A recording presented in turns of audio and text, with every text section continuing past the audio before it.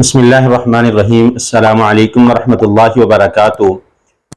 सिलसिला सवालात में आज मेरे पास सवाल है कि जब मस्जिद में इमाम मुसल्ले पर आ जाए और नमाज के लिए जो है जमात के लिए इकामत कह दी जाए तो उसके बाद कोई नमाज अदा कर सकते हैं, नवाफिल वगैरह अदा कर सकते हैं या नहीं कर सकते।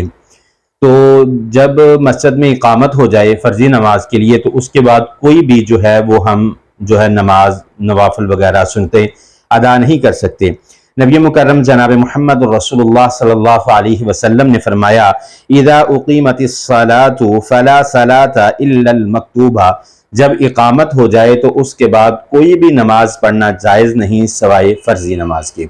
तो इसलिए जब भी आप मस्जिद में जाएं और मस्जिद में इकामत हो जाए तो उसके बाद अगर आप नवाफिल अदा करना चाहते हैं या सुन्नतें पढ़ना चाहते हैं तो वो बिल्कुल जायज़ नहीं।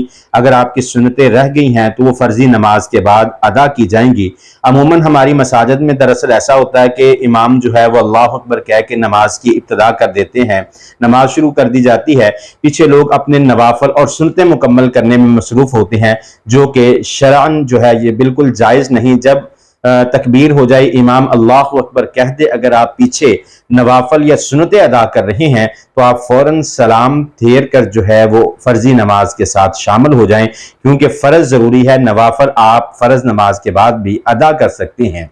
तो जो आज का सवाल है उसका यही तशरीह है नबी सल्लल्लाहु अलैहि वसल्लम की इस हदीस से कि जब फ़र्ज़ी नमाज खड़ी हो जाए तो उसके बाद जो है वो नवाफिल बिल्कुल जायज़ नहीं है।